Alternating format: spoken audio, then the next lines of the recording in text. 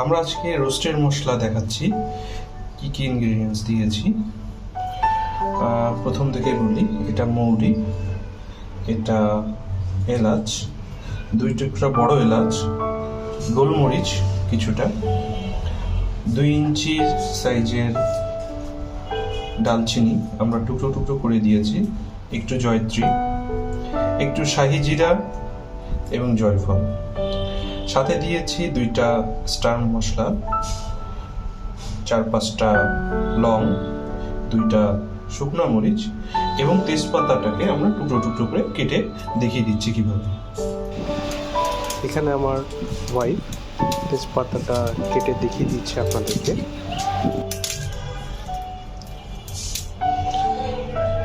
তেজপাতাগুলো এবার টুকরো টুকরো করে দিলে সুবিধাটা হলো যে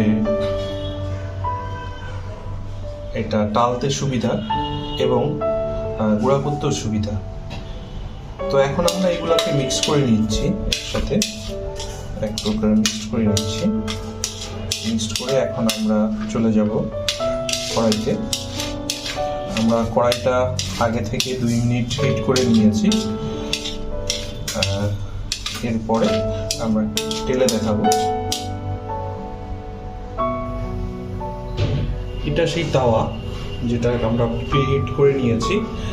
এখন আমরা আমাদের মশলাগুলো এর ভিতরে দিয়ে দিব।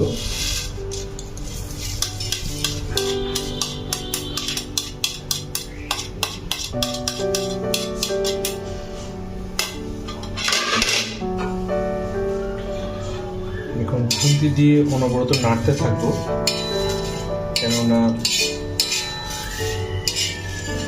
না নাড়লে জিনিসটা দ্রুত পুড়ে যাওয়ার সম্ভাবনা থাকে।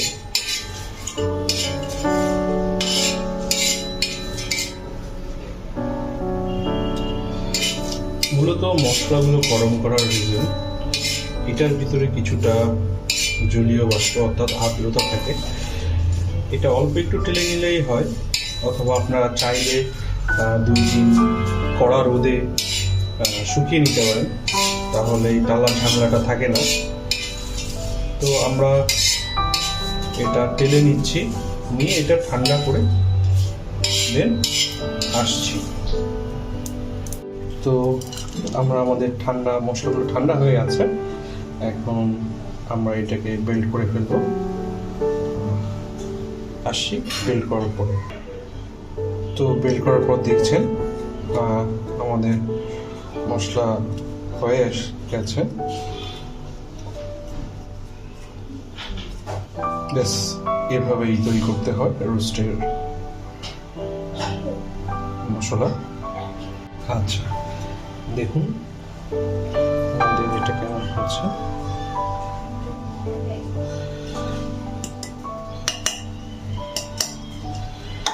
খুব সুন্দর একটা অ্যারোমা এসছে, গ্রামটা খুবই সুন্দর। তাহলে আপনারাও বাসায় ট্রাই করতে পারেন। কেমন হচ্ছে আপনাদেরটা সেটাও আমাদেরকে কমেন্ট লিঙ্কে জানাবেন, আর অবশ্যই ভিডিওকে সাবস্ক্রাইব করবেন এবং বেল আইকনটা নক দিবেন। ধন্যবাদ সবাইকে, ভালো থাকুন, আল্লাহ হাফেজ।